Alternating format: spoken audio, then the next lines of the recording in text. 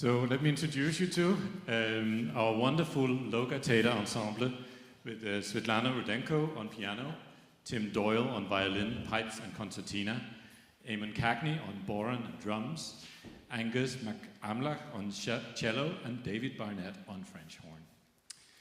Our composers today are the ones who worked on the LoGaCulture game, Svetlana Rudenko and Tim Doyle. And just now you heard a composition called Cormac MacArt and Na Fianna by Tim Doyle. This concert is a research concert, a new type of science dissemination and public outreach event. It's about history, stories, serious games for cultural engagement, and creative technology. This is what we're working with here at the School of Computer Science and Statistics at Trinity College Dublin as part of the LoGaCulture project. LoGaCulture is funded by the EU under the Horizon Europe scheme and is a collaboration between 11 partners from 4 countries, and the partners include universities as well as cultural heritage institutions. Today we have them here in the audience. Experiences created for the Avebury Stones in the UK by the Universities of Southampton and Bournemouth.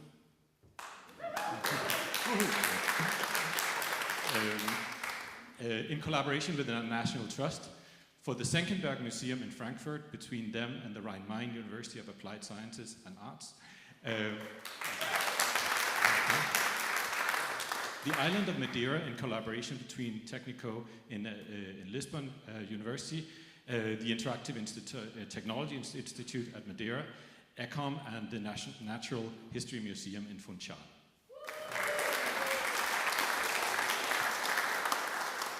We're all very concerned with the environment and the cultural heritage sites themselves and bringing awareness of nature and sustainability. Let's give them all a round of applause for their commitment to enriching cultural engagement.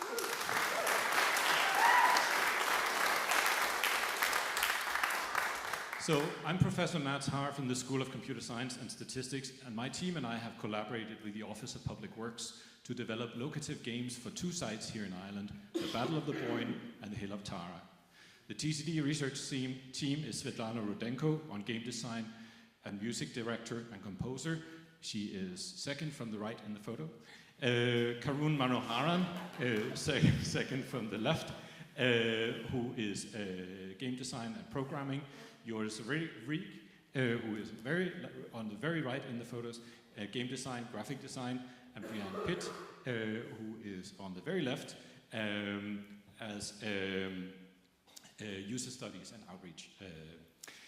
So what we did in the project was we developed what is called a ludonarrative engine, and that's a piece of software based on the concept of psychogeography, which is how places make us feel.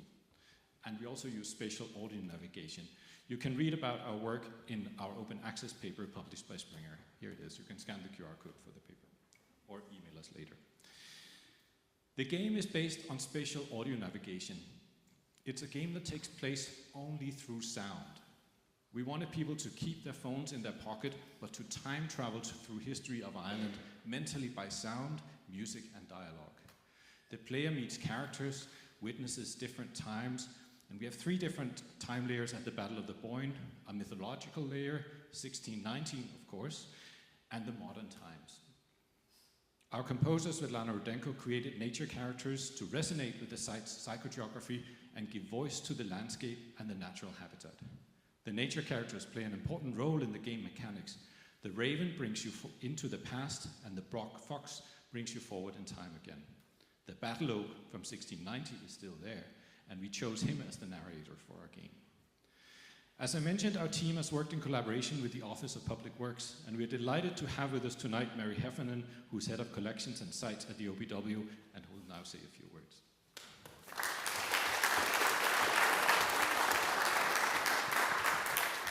Culture friends, what a fantastic evening, and what an opening, how beautiful the performance has been so far. I'm in awe of the work and the creativity of Mads and Svetlana and their team. It's just been eye-opening and so incredible to work with them. At the Office of Public Works and the Department of Heritage, Housing and Local Government, we look after over 780 monuments throughout the island of Ireland. They're an incredible portfolio of monuments from the 2 World UNESCO Heritage Sites, including Newgrange and Skellig, Michael, right up to the houses on Moore Street. The cultural capital embodied in that portfolio of monuments is just unbelievable. And it's just been so exciting to work with Trinity College to look at much more new, exciting ways to bring that history, culture and heritage alive. Ladies and gentlemen, it's been my great pleasure to collaborate. I'm in awe, and I just would ask you to please show your appreciation to Trinity College. Thank you very much. Thank you, Mary. So now about the 1690 layer that we have, the time layer that is situated in 1690. The battle of one single day, July 1st, which decided the Protestant ascendancy in Ireland and had a big influence on the course of politics in the whole of Europe. It's particularly interesting that the Pope was supporting the Protestant King William because Louis XIV, who was Catholic of course, was supporting the Catholic King James. But the Pope thought that Louis XIV was becoming too powerful. So let's delve into history. The Music of Two Kings by Playford and Purcell.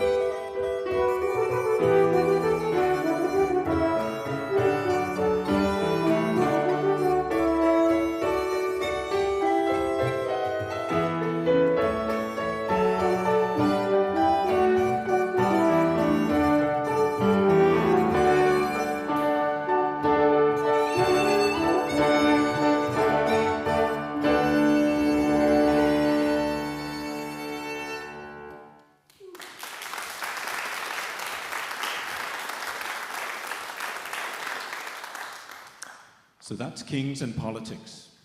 We also wanted to tell stories of people who were involved, and we have dialogues written by Charlene Putney. You'll now hear the Boyne Valley Suite by Svetlana Rudenko, and let me introduce you to our voice actors for today, Kate Russell and Daniel Costello. Kate.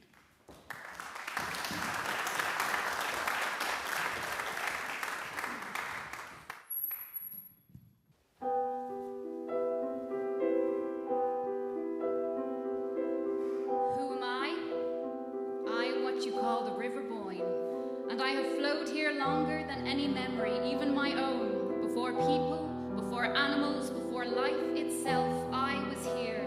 Since the goddess Boyne brought me into being, the salmon of knowledge swam in me.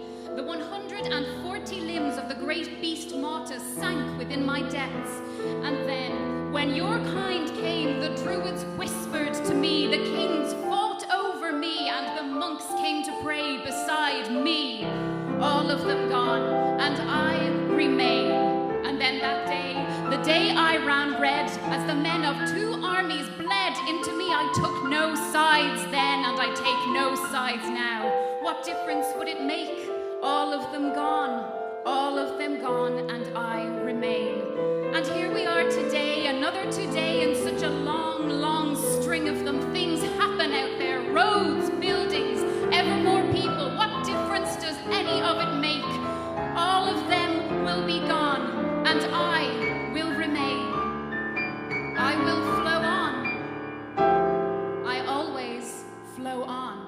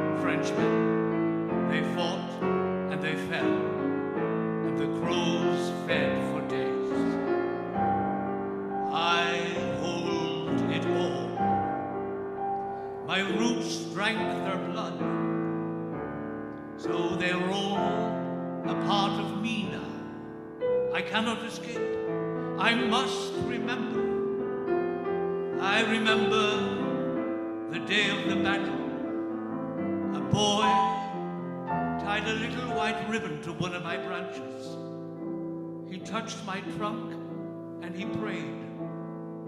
I felt the fear in his touch. I can still feel it now. He never came back. I remember many days before the battle and many after. I remember the harshness of every winter. I remember the famines. I remember trees that stood, trees that fell. And now, I am the last of the old ones standing. Everything changes around me. The river Boyne flows and forgets. That's how she is. She's always moving, but not me. I hold it all under my studded bark, and I will hold more, though what is to come, I cannot know. But it all ends right back at the beginning, where all true stories do. You've walked my lands. You've heard the echoes of past lives. And now, your footsteps have been added to my memories. I can feel the footsteps of the fox trotting away, slipping through time again, but she always returns, and so might you. I'll be here. I'll be here, collecting stories for the future.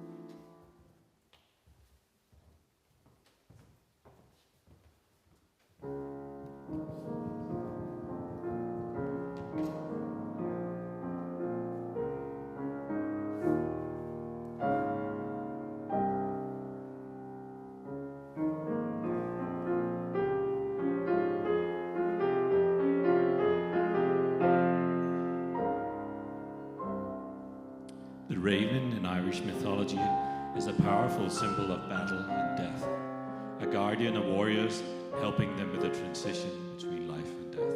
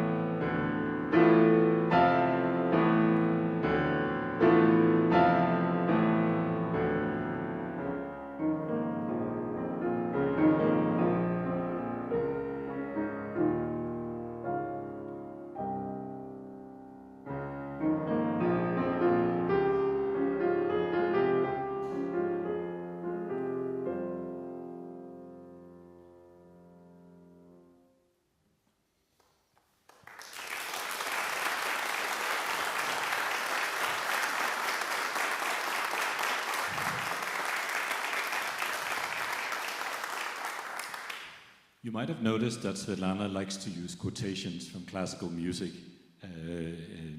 to encourage it to the games. You might have recognized some quotations from Chopin and Satie, for example. We also have a modern layer where the characters are from today. A boy who talks about football, a farmer who likes to fish in the river but complains that nowadays it's regulated. And we also know that we wanted to show the music of contemporary Ireland, not only traditional but also contemporary classical music. So you'll now hear a composition by John Buckley, who lectured in DCU for many years, on a poem by W.B. Yeats called The Song of Wandering Aengus. Oh yes, my apologies. The composition is called The Silver Apples of the Moon, the Golden Apples of the Sun.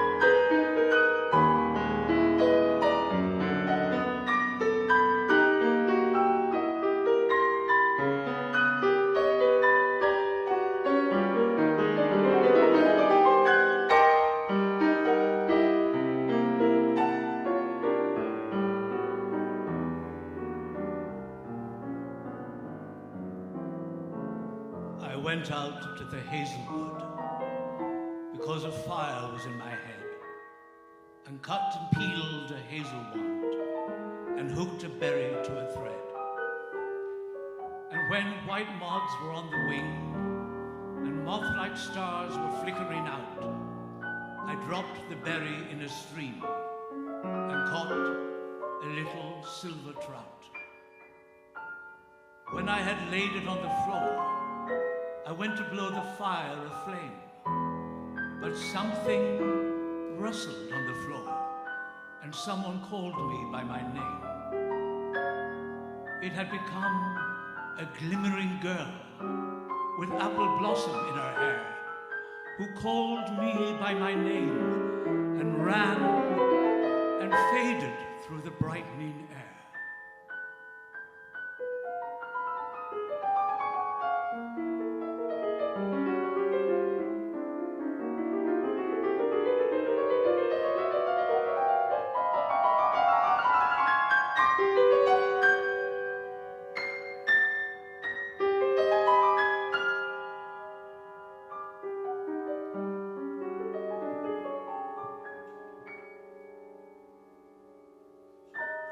Though I am old with wandering through hollow lands and hilly lands, I will find out where she has gone, and kiss her lips, and take her hands, and walk among long dappled grass, and pluck till time and times are done, the silver apples of the moon, the golden apples of the sun.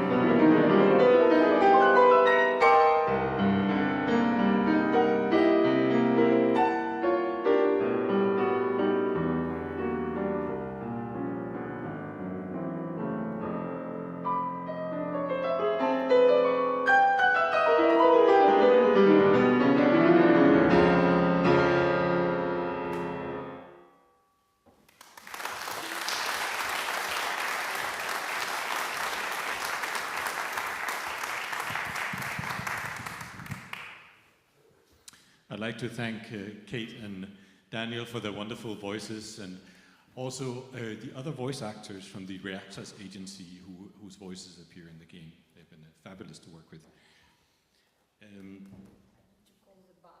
Oh yes.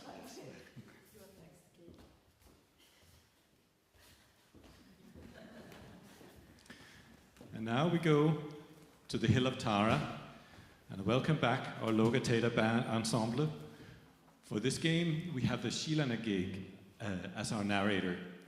The composition is by Svetlana Rudenko. The Hill of Tara is an important mythological and historical site for Ireland, the seat of 142 high kings, and there are legends about the Stone of Destiny, which supposedly roars when the true king of Ireland is crowned. Also, you'll hear the fire-breathing goblin Aelin, whose lullaby puts people to sleep and who then burns everything. The Mound of Hostages is a Neolithic passage tomb which served as a burial site for over 1,500 years. It's famous for its alignment with the sunrise at the Celtic festival of Samhain and Imbolc. And now, the Shilana Gig. I am Shilana Gig, and I welcome your new footsteps upon my old earth. I am the spirit of fertility, and I have been a part of this land, forever. Here we are at Tara, the heart of Ireland, where the Mound of Hostages is lit by the rising sun of Samhain in November, the field where druids practiced rituals of Bealtaine, in the times when the veil between the worlds grew thin, and where the high kings were chosen by the Lia Fáil, where the British Israelites thought that they could find the Ark of Covenant. In my long time, I have felt every footstep here, and I cherish each and every one. Here, you will walk through time and hear echoes of the past. You will travel through 5 ages, the Neolithic, the Fenian, early Christian, late Viking, and the modern era. You will meet kings, queens, warriors, saints, druids, and heroes, and you will hear the stories that live on after them. Hear and listen. My good friends Raven and Fox will be your companions to take you through time, and as you roam, listen to the music of Tara. Let her guide you to those who have walked here before. Follow the sounds to find the spirits, and yet be mindful, the one who chases 2 rabbits catches neither one. And watch out, there are mercenary spirits, and these mercenary spirits do not wish you well. If you hear them, turn towards them, face your fears, and you will prevail. Your heartbeat will tell you if you are low on health, and if you are, look for berries. I bless you on your way.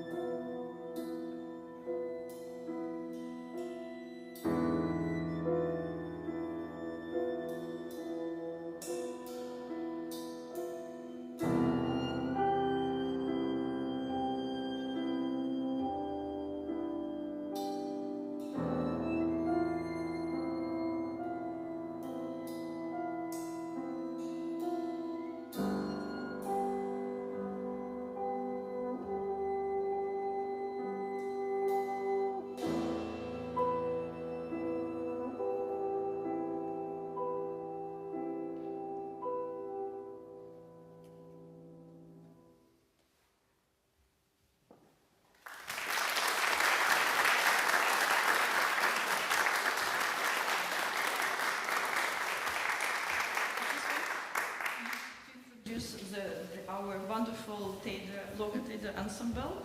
So English, Michaela on cello, so Eamon Cagney on bodhrán and drums, and David on French horn, and Tim Doyle, who is our composer, also pipes and violin, multi-instrumentalist, and also he wonderfully plays piano also.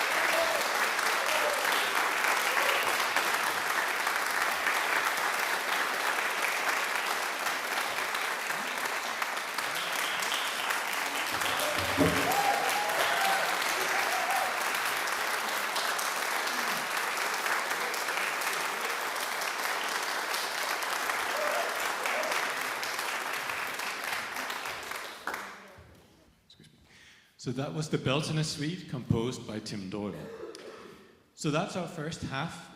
Please come back in 15 minutes for Dreaming with Mixed Reality with performance on the MetaQuest 3 by Haunted Planet Studios.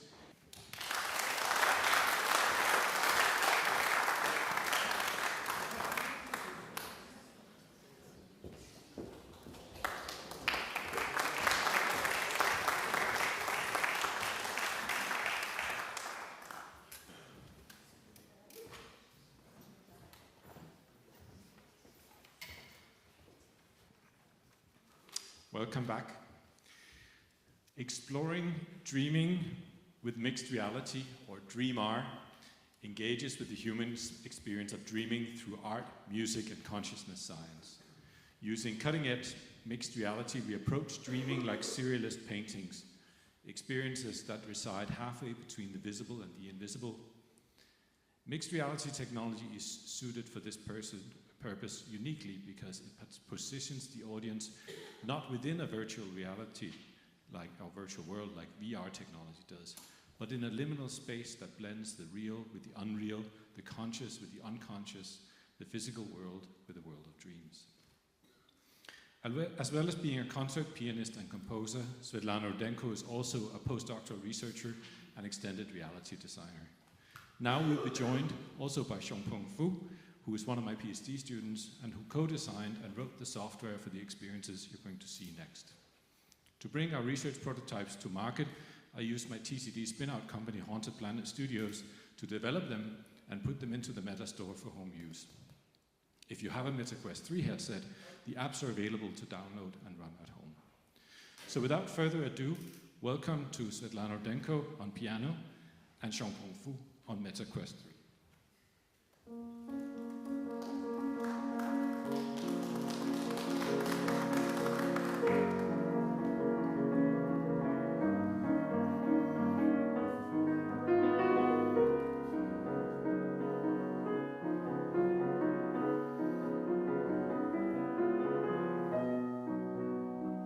Amy Beach, Dreaming, Sketches, Opus 15, number 3, from 1892. You speak to me from the depth of a dream. This was the quote from Victor Hugo that Amy Beach chose as the epigraph for this composition.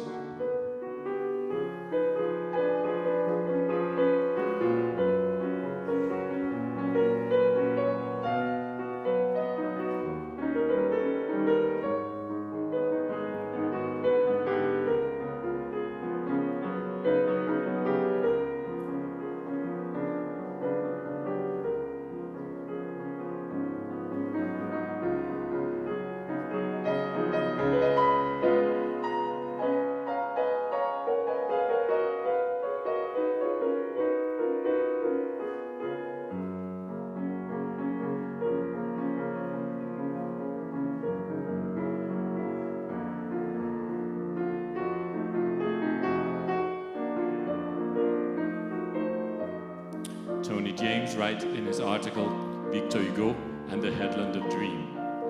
Unlike Naval, who sees dream and life as separate through parallel compartments, Hugo sees them on a continuum. As with light and darkness, there's no precise boundary where one ends and the other begins. This is already clear in an early poem whose importance Baudelaire underlined, La Pente de la Rêverie, from 1831. The narrator poet, standing by his window, moves from a perception of the outside world to a progressively deepening vision of absent friends, dead friends, peoples and places of the world, historical cities and races, and the whole of humanity.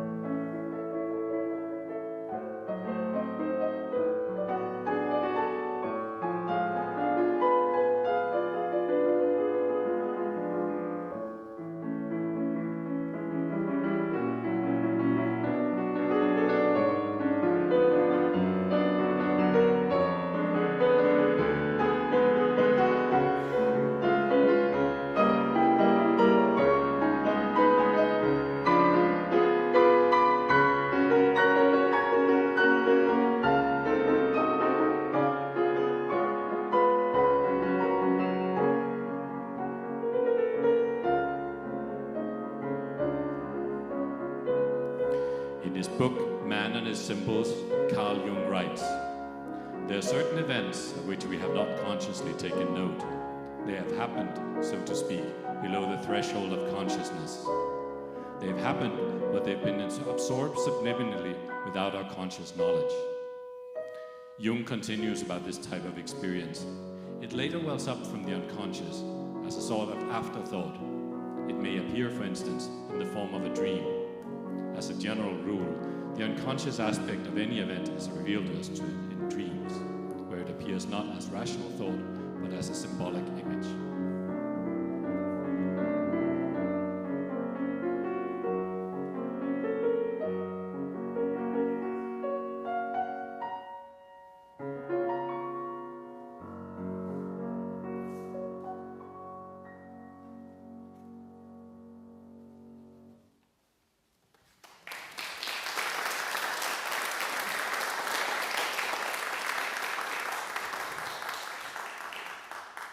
In our next mixed reality scene, Dreams of Dali, you will see the persistence of memory, Dali's famous painting, in combination with Prokofiev and Dante Asai from Sonata No. 4, Opus 29, and Alice Dali 2 MR Through the Looking Glass from the book by Lewis Carroll, including The Garden of Live Flowers by Svetlana Rudenko. As you may know, for Dali, the symbols of femininity and transformation in time were important. If you visit the Dali Museum in Paris, you'll see his sculptures of Alice with the skipping rope and Alice with crutches. That's how time goes. It's a curious matter, perception, time, and memories. The persistence of memory carries many elements from Portligat's landscape and Dali's reminiscences of time. For Prokofiev, it was the death of his classmate in his youth and the grief of a young life lost that influenced his work. Serialism is the juxtaposition of symbols, and we invite you into this kaleidoscope of fantasy and wonder. As I mentioned before, Svetlana likes to use quotations from classical music, so you may recognize some phrases of Ligeti and The Flight of the Bumblebee.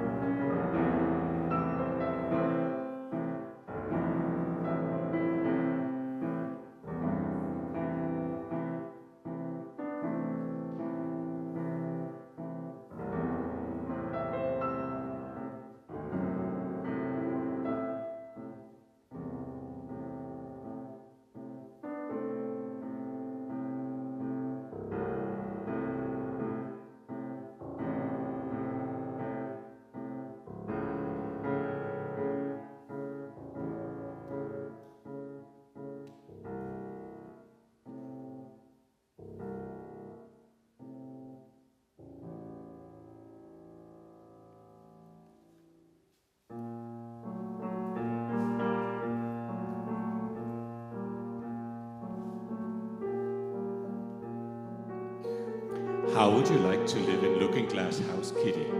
I wonder if they'd give you milk in there. Perhaps Looking Glass milk isn't good to drink, but oh, Kitty, now we come to the passage. Let's pretend there's a way of getting through into it somehow, Kitty. Let's pretend the glass has got all soft like gauze so that we can get through. Why, it's turning into a sort of mist now, I declare. It'll be easy enough to get through. Alice was up on the chimney piece while she said this, though she hardly knew how she'd got there. And certainly the glass was beginning to melt away, just like a bright, silvery mist.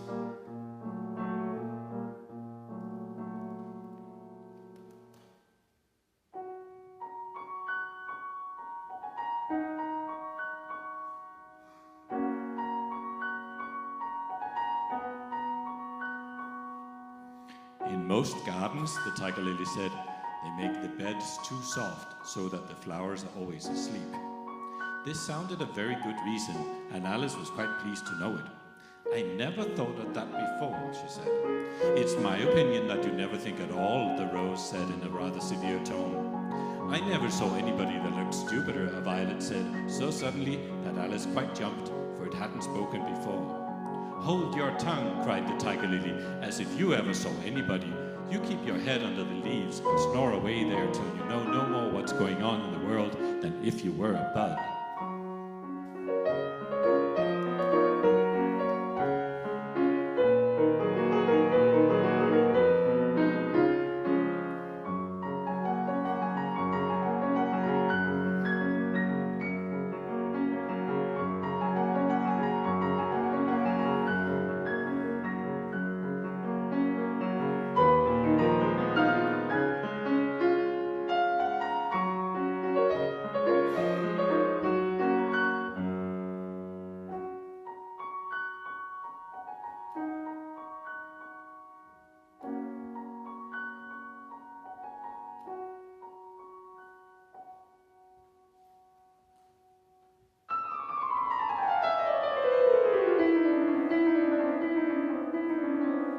It certainly was a very large gnat, about the size of a chicken, Alice thought. Still, she couldn't feel nervous with it after they'd been talking together so long. Then you don't like all insects, the gnat went on as quietly as if nothing had happened.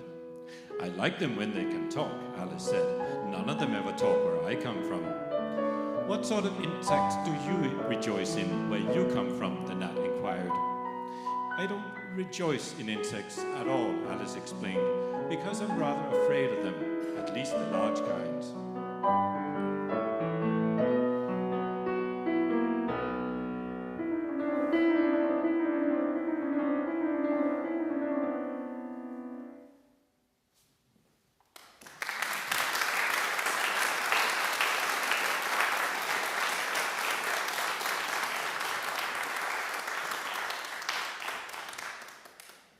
In our series of dreaming, we also have a nightmare. This mixed reality scene is a statement against war, combining music by Ukrainian composer Viktor Gonsenko and Irish artist Jack B. Yates. The scene is a memorial to people affected by Putin's war in Ukraine, the Israel-Palestine conflict, and the many other military actions dictated by the political games of those in power. Many artists have expressed the horror of war in their art. Through artists, we hear the voices of those who are suffering in war, regular people. The scene is interactive. Walking through the field of Ukrainian sunflowers, you can invite the birds to land on your palms. But be careful, the sunflower field is also a minefield. This is the contrast between life and death. Together with nature scenes of Ukraine, the Mixed Reality app features Yeats's artwork Grief from 1951. This painting may have been derived from an original sketch entitled Let There Be No More War, and can be read then as an anti-war statement akin to Picasso's Guernica from 1937. Grief shows rows of soldiers with rifles and bayonets surrounding a rider on horseback who raises one arm in the air as if to lead a charge. In the foreground, a woman dressed in blue comforts a blonde baby. To their left, an old man, bent double, reaches out his hands in despair.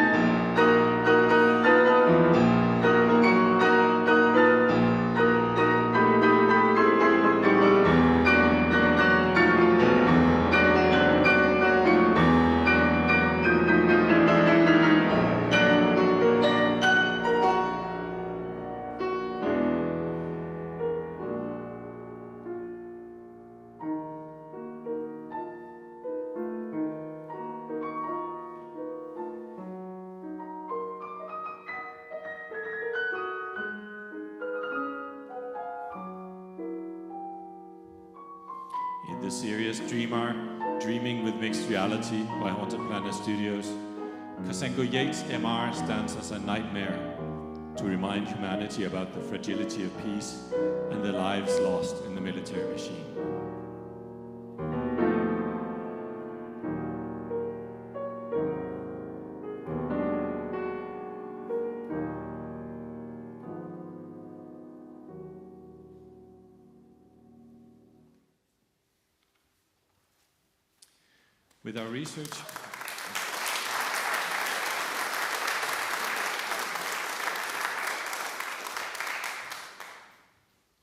With our research, in mixed reality, we also contribute to the disciplines of cognitive musicology and music consciousness research.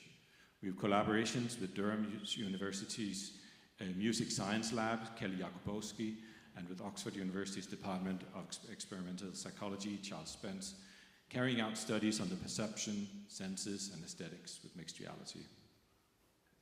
You'll now hear Rachmaninoff's prelude in B minor, Opus 32.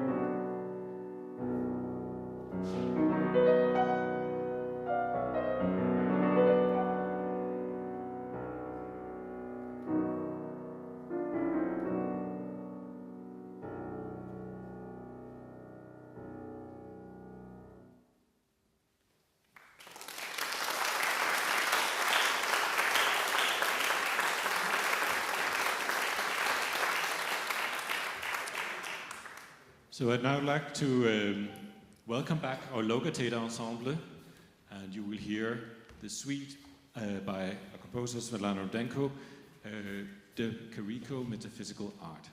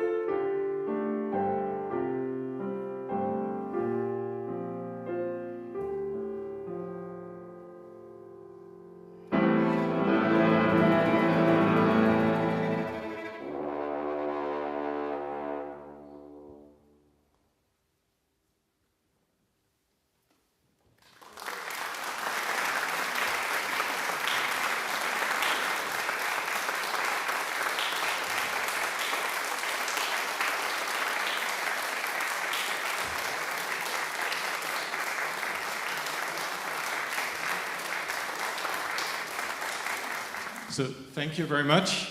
We hope to see you at some of the historical sites that we talked about in the first half of the concert, the Battle of the Boyne and the Hill of Tara.